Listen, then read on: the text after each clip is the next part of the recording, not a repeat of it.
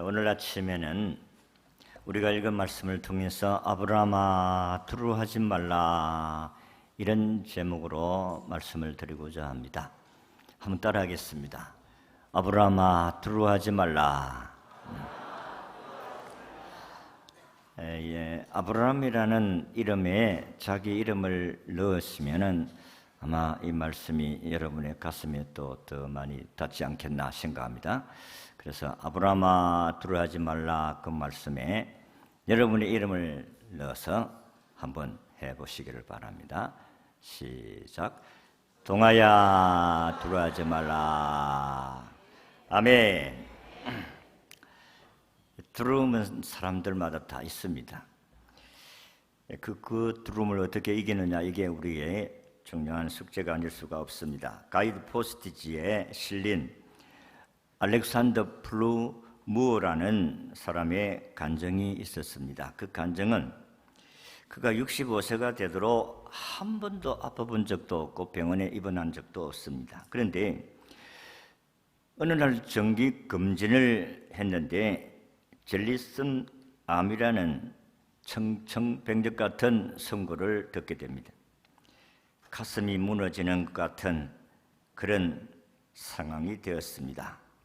그런데 자기가 그렇게 생각하면서 이제 내 차례구나 하는 것을 그 가슴에 다가온 것이, 아버지도 자기 나이에 젤리슨 암을 선고받고 2달 만에 돌아가셨고, 삼촌도 그렇게 돌아가셨고, 그리고 자기 사촌도 그 병으로 돌아갔습니다. 그러니까 드디어 내 차례구나 그렇게 생각했기 때문에 더더욱 그는 두려워할 수밖에 없었습니다.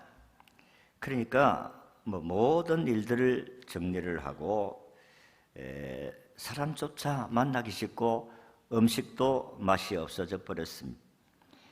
깊은 우울증과 두려움에 빠졌습니다.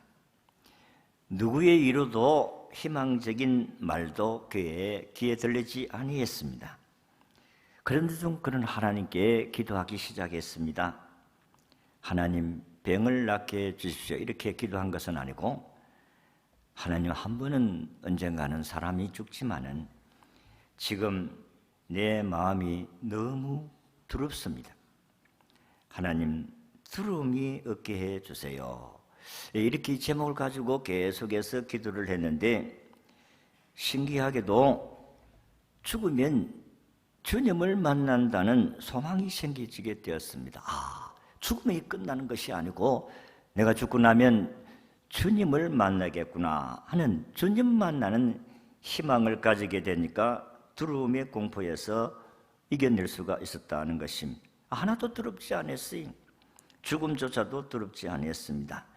그러자 모든 삶이 정상으로 돌아와서 어느 사이에 체중도 회복하게 되고, 그래서 병원에 갔더니 의사가 이게 무슨 일입니까? 기적입니다. 당신이 병이 깨끗하게 치료받았습니다. 그렇게 의사가 진단을 하고 자기가 완전하게 되었다는 것을 선언함을 받게 되었다는 것입니다. 그래서 두려움을 이겨내니까 모든 것이 회복이 되었다는 것입니다. 사람에게는 누구에게나 두려움이 다 있습니다. 인간에게 최초로 찾아온 것이, 아담과 하와에게 찾아온 두려움은 죄를 짓고 난 후에 찾아온 두려움이었습니다. 여러분도 죄지면 두려움이 있는 것 같이 죄가 우리를 두렵게 만들고 또 죽음이 우리를 두렵게 만듭니다. 성경에 보면 아담과 하와가 죄를 짓고 난 후에 무서워서 나무 밑에 숨었더라 그랬습니다. 또 엘리야가 바알 아세라 선지자 450명을 죽인 결과 이세벨에게 그가 죽이겠다 이런 이야기를 듣고 놀래가지고 도망가서 로뎀 나무 아래서 하나님 이제 내로 죽여주십시오 차라리. 그렇게 기도한 것을 우리가 볼 수가 있습니다. 또한 생활의 두려움, 또 전쟁의 두려움, 각가지 우리에게 찾아오는 두려움과 염려가 많습니다. 저도 역시 두려움이 어찌 없겠습니까? 요즘 우리나라가 돌아가는 것을 보니까 정치적이고 경제적인 어려움들, 또 우리나라가 자유민주주의 나라인데 혹시나 사회주의 나라로 되어지면 어떻게 될까 하는 이런 염려, 불안, 두려움이 있습니다. 그래서 하나님께서 오늘 우리에게 주신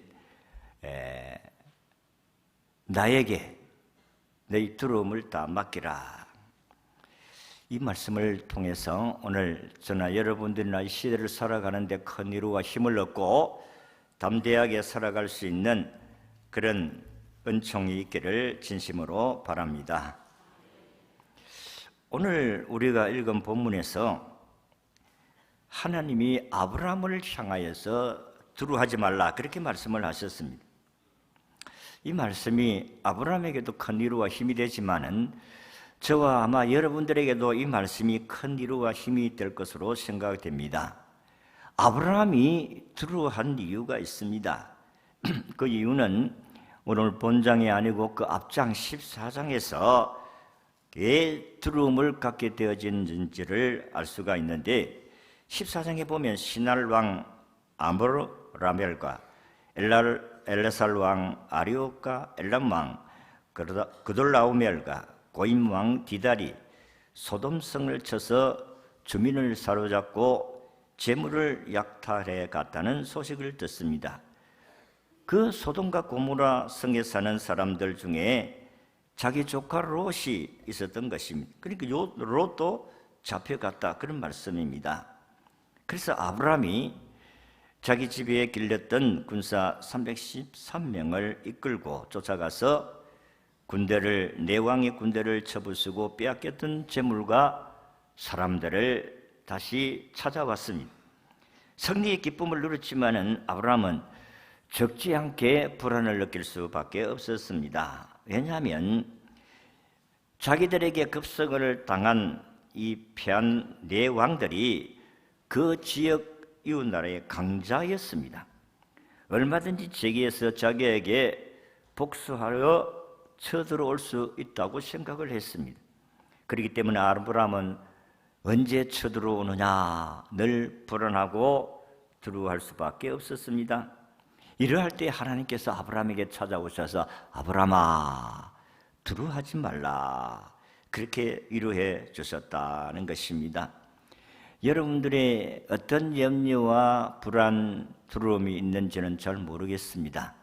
그러나 모르기는 몰라도 여러분들에게는 다 염려, 근심, 걱정, 불안, 두려움이 있을 것으로 생각합니다.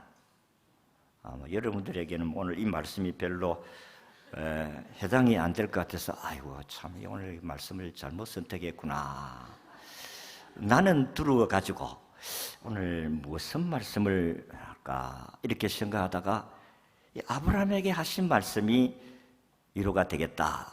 그래서 제가 이 말씀을 생각하고 제가 그러면 성도들도 뭐 두려움이 없겠나, 염려가 없겠나 생각을 하고 이 말씀을 택했는데 여러분들은 두려움이 없는 것 같이 생각하니까 제가 조금 설교에 위축감을 느낍니다. 두려움이 없습니까? 좀 있으면 있다고 하시고 없으면 없다고 하시고 그렇게 엉큼하게 그렇게 있기만 안 됩니다. 오늘 하나님께서 두려워하지 말라고 하신 이 아브라함에게 하신 말씀이 오늘 우리의 생활 가운데서도 큰 위로와 힘이 될 줄로 믿습니다. 자, 하나님이 두려워하지 말라는 말씀은 내가 너에게 책임져 주겠다, 그런 말씀 아니겠어요? 그러니까 하나님께서 아브라함에게 어떻게 책임을 져 주시겠다, 그런 내용을 오늘 여러분들에게 말씀을 드리겠습니다. 그 첫 번째가 하나님께서 두려워하지 말라고 하시면서 나는 네 방패가 되어주겠다. 그렇게 말씀하셨어요. 조금 전에 말씀드린 것 같이 페르시아만의 패권을 쥐고 있던 엘람의 왕 그돌라오멜이 조공을 바치던 소돔과 고모라 성의 왕들이 반역을 하자 동맹국을 이끌고 이 다섯 나라를 침공한 것입니다. 그 결과 소돔과 고모라의 모든 재물과 양식이 탈취를 당하고 그 가운데 아브라함의 조카 롯도 사로잡히게 되었습니다. 잠시 전에 말씀한 같이 이런 상황 가운데서 자기 조카를 데리고 왔는데 이런 강한 나라가 다시 재기해서 쳐들어오지 않겠느냐? 틀림없이 들어올 수가 있습니다. 그 당시에 패권 국가의 명주인 그돌라오멜이 적이 되었으니까 아브라함의 마음에는 언제든지 공격할 수 있다고 생각했습니다. 그런데 하나님이 들어가지 말라. 나는 내 방패가 되어주겠다. 여러분, 방패는 지금은 뭐 방패라는 용어가 사용되지 않지만 옛날에는 창과 칼과 활로 전쟁을 할 때는 이 방패라는 용어를 사용했습니다. 방패는 적이 공격할 때에 방어할 수 있는 방어 무기가 방패입니다. 하나님이 오늘 아브라함을 향해서 적이 아무리 강한 자 할지라도 쳐들어오면 내가 딱 막아주겠다. 그렇게 하신 말씀입니다. 하나님이 나의 방패가 되시고 우리 가정의 방패가 되시고 우리 교회의 방패가 되시고 우리나라의 방패가 되시면 우리는 아무 염려가 없게 될 줄로 믿습니다. 지금 우리는 나라적으로 교회적으로 다 이 사탄에게 노출되어 있어요. 그래서 사탄은 무장되지 않는 나라와 교회 가정을 공격할 수가 있다. 그런 말씀입니다.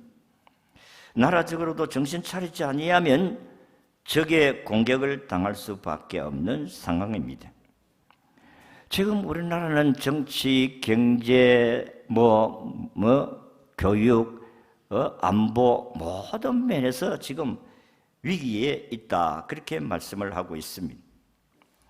그래서 우리는 이런 위기 속에서 우리는 두려움을 느끼고 불안을 느끼고 하나님께 기도해야 된다 하는 것입니다. 하나님이 지켜주지 아니하면 이 나라는 강대국의 지배를 받을 수밖에 없습니다. 우리는 과거에 빼앗은 일본 속국이 되어서 36년을 지배받았습니다. 여러분, 우리는 핵이 없지만 북한은 핵이 있어요. 지금 우리는 내부의 도움을 받지 아니하면 핵을 가지고 있는 나라를 물리칠 수 있는 힘이 없습니다. 하나님이 방패가 되어주지 아니하면 지금 이 나라는 마치 꺼져가는 등불과 같아요. 한번 힘을 흥 하면 꺼져버리는 나라. 이게 바로 우리가 지금 당하고 있는 나라다 하는 것입니다. 여러분, 뉴스를 보든지 신문을 보든지 보면 우리가 느끼지 않습니까? 야, 이래 가지고는 안 된다. 하나님이 방패가 되어주지 아니하시면 이 나라는 정말로 무너질 수밖에 없구나 하는 것입니다. 우리가 경제적으로 3만 불 시대, 선진국에 이르는 그런 시점에 와서 지금 계속해서 경제가 낙후되고 수출도 떨어지고 생활도 힘들고 어렵다고 야단이지 않습니까? 이런 상황 가운데서 하나님이 돌보지 아니하시면 우리는 강대국에 의해서 지배를 받을 수밖에 없는 그런 상황이 당했다 하는 것입니다. 밑에서는 일본이 우리나라를 별 볼리 없게 우리나라 대통령을 얼마나 무시하고 말이야 G20 정상들이 모임에서 쳐다보지도 않고 악수하고 사진만 못 찍고 얼마나 무시를 당한. 나는 참 대한민국 백성으로서 우리 대통령이 이렇게 무시를 당한다고 생각하니까 가슴이 아파. 북한은 핵을 가지고 이렇게 큰 소리를 치고 중국도 마찬가지고 우리나라를 지금 완전히 세계 속에서 무시를 당하고 업신여김을 당하는 그런 시대가 안 되어 가느냐 하는 것 때문에 두려움을 느끼게 되는 것입니다. 기도해야 될 줄로 믿습니다. 하나님이 방패가 되어 주셔야 돼요. 다른 길이 없습니다. 두 번째는 하나님은 상급이 되어 주시겠다. 이 상급이라는 단어는 보상 또는 임금의 의미를 가지고 있는데 원래 전쟁의 용병들에게 전쟁에 승리한 대가로 지불하는 임금이라는 말에서 유래한 것이다 하는 것입니다. 하나님께서 아브라함에게 왜 상급이라는 표현을 썼을까? 하나님께서 승리하게 해 주시니까 이겼었고 하나님께서 그들이 포로로 잡혀갔던 자들을 다 차지할 수 있게 하시고 재산도 그리고 전쟁에서 차지할 수 있도록 하신 것이 하나님이시기 때문이다 하는 것입니다. 그래서 아브라함이 전쟁에 승리하고 돌아오는 길에 두 가지 사건이 있습니다. 하나는 멜기세덱이라는 제사장에 의해서 그가 11조를 드리고 그에게 축복을 받은 사건입니다. 11조는 교회가 임의로 제정한 제도가 아니라 믿음의 조상인 아브라함의 믿음에 뿌리를 두고 있다는 것입니다. 그래서 멜기세덱에게 자기의 전리품 가운데서 11조를 드렸는데 그를 축복해 주셨는데 소돔 왕은 자기를 영접하면서 이렇게 이야기합니다. 아브라함에게 노획물은 당신이 취하고 사람만 내게 보내라 이렇게 이야기합니다. 전쟁에서 승리하고 돌아온 소돔 왕이 아브라함에게 야 네가 가져온 전리품은 네가 전쟁한다고 수고했으니까 네가 다 하고 우리 가족들만 돌려달라. 그랬을 때에 아브라함이 그에게 이렇게 이야기합니다. 그 어느 것도 취하지 않는다. 당신 덕분에 내가 부자가 되었고 당신 덕분에 내가 이렇게 살아간다는 것을 세상 사람들에게 알리고 싶지 않다. 나를 승리하게 하시고 나에게 축복하신 분은 오직 하나님이시다. 이것을 그에게 보여주기 위해서 나는 한 푼이치라도 너의 전리품을 내가 소유하지 않겠다. 그리고 너희 가족들을 다 돌려보내겠다. 그렇게 말씀을 했습니다. 이게 아브라함의 신앙입니다. 사실 우리가 잘 알다시피 소돔 땅은 하나님 말씀을 거스리는 세속주의 도시고 인본주의, 사탄주의를 대변할 만큼 아주 타락한 곳이었어요. 소돔 왕과 관계를 맺는다면 나중에 소돔 왕의 청탁을 그저 할 만한 명분이 없어지기 때문에 그는 일체의 그의 재물을 차지하지 않았습니다. 원래는 전쟁에 승리하게 되어지면 그 승리한 자가 다 소유하게 되어져 있어요. 그럼에도 불구하고 아브라함은 단호하게 하나님의 뜻을 따라서 거절을 했다 하는 것입니다. 여러분, 하나님께서 아브라함과 관계가 여기 끝나는 것이 아닙니다. 하나님은 이 땅에서뿐만 아니라 내세의 영생의 복을 주시겠다고 말씀합니다. 우리는 이 땅의 성공의 여부를 판가름하기에는 아직 이르다는 것입니다. 아직 하나님과 우리 사이에 계산이 끝나지를 아니했습니다. 계산은 이 세상 끝날 때에 그 계산이 이루어지게 된다는 것을 믿으시기를 바랍니다. 모세는 바로의 공주의 아들이라 칭함받기를 거절하고 그리스도를 위하여 받는 능력을 애굽의 모든 부하보다 더 큰 재물로 여겼다 했습니다. 모세가 이와 같이 애굽의 부하를 거절할 수 있었던 것도 바로 상 주시는 하나님을 바라보았기 때문이었다고 했습니다. 우리는 이 땅에 영원히 사는 것이 아니고 나그네로 살다가 언젠가는 우리는 세상을 떠나여 하나님 앞에 가야 할 백성임을 믿으시기를 바랍니다. 그래서 모세는 장차 올 그 영광을 생각하고 그는 주의 백성들과 함께 고난받기를 원하였다 했습니다.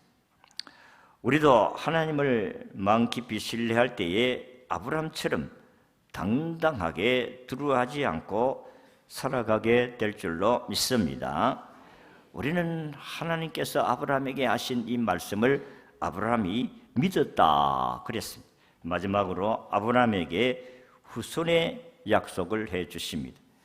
그가 하나님께서 창세기 12장에서 부르실 때에 이미 약속하신 말씀이 있습니다. 아브라함을 갈대 우르에 부르실 때에 하나님께서 아브라함아 너는 내 친척 아비 집을 떠나 내가 내게 지시한 땅으로 가라. 그래야면 내 이름을 창대하고 내 민족을 창대하고 내 이름을 높여주실 것이다. 너를 축복하는 자는 축복하고 너를 저주하는 자는 저주하리라. 하나님이 이 아브라함에게 자손을 죽을 것을 약속하셨습니다. 그런데 75세 때 부름을 받는데 85세가 되도록 아이를 주지를 않았습니다. 그래서 아브라함은 하나님 저 다메섹 산인 그 태생인 엘리에셀을 상속자로 세우겠습니다 하니까 하나님께서 벌쩍 뛰면서 야 이 사람아 네 종 엘리에셀이 네 후손이 아니야. 네 몸에서 태어날 자가 내 후손이 될 것을 말씀을 하십니다. 이미 오래전에 10여 년 전에 하나님 말씀하신 것을 다시 하나님께서 기억하도록 하십니다. 그래서 그를 데리고 바깥으로 나가서 하늘을 바라보면서 하늘의 별과 같이 네 자손도 이와 같이 번성하리라고 하면서 하늘의 별을 보여주셨습니다. 그래서 하나님께서 지난해 약속하신 그 약속을 기억하게 하시고 하나님이 네 자손을 그렇게 해주겠다고 약속을 해주셨습니다. 그런데 아브라함이 그것을 믿었더라. 오늘 6절에 보니까 믿었더라고 했습니다. 하나님을 믿었고 하나님의 약속의 말씀을 믿었더라고 했습니다. 오늘도 하나님을 믿고 그 약속을 믿는 사람들에게는 영적인 자손들이 대대로 여러분들의 후손에서 이어지게 될 것을 믿습니다. 하늘의 별처럼 빛나게 되는 그런 후손들이 많이 일어나게 될 줄로 믿습니다. 우리 교회도 하나님께서 우리 다음 세대들을 많이 태어나게 하시고 또 하나님 백성들을 많이 보내어 주셔서 하늘의 별과 같이 이 교회를 차고 넘치게 해 주실 줄로 믿습니다. 1부도 가득 차고 2부도 가득 차고 저녁 예배도 가득 차게 되는 그런 은총의 축복이 있게 될 줄로 믿습니다. 교회적으로도 그렇고 여러분 개인적으로도 그렇습니다. 여러분들이 잘 되어지면 그 다음 후손들도 잘 되게 하시고 하나님께서 우리에게 말씀하신 대로 내 영혼이 잘 되면 내가 범사도 잘 된다고 약속하셨습니다. 오늘 하나님이 이렇게 힘들고 어려운 세상 속에서 우리를 향하여서 두려워하지 말라 아브라함아 두려워하지 말라고 하십니다. 오늘 여러분들을 향하여서 우리 성도들을 향하여 성도들아 두려워하지 말라. 나는 내 방패가 되어지고 그리고 나는 내 상급이 되어지고 내 자손들이 대대로 하늘의 별과 같이 많게 해 주실 것이고 또 네 생활도 넉넉하게 해 주겠다. 이게 하나님의 약속이에요. 그런데 아브라함이 믿었다고 했습니다. 아이고 하나님 75세가 될 때까지 아이도 없었는데 85세가 됐는데 무슨 아이가 있겠어요? 야 이 사람아 믿어라. 근데 그것도 당장 주지 아니하고 15년 후에 25년 만에 아들 이삭을 주신 줄로 믿습니다. 믿으세요. 하나님을 믿으시기를 바랍니다. 하나님의 약속의 말씀을 믿으시기를 바랍니다. 방패가 되어주겠다고 하면 방패가 되어주시고 상급이 되어주시겠다고 하면 상을 주시는 것이고 하나님께서 네 자손이 하늘의 별과 같이 많게 해주시겠다고 하시면 많게 해주시는 줄로 믿으시기를 바랍니다. 하나님께서 앞으로 우리 교회도 1부, 2부, 전예배 가득 차서 하나님께 영광 돌려드리는 그날이 오게 해 주실 줄로 믿습니다.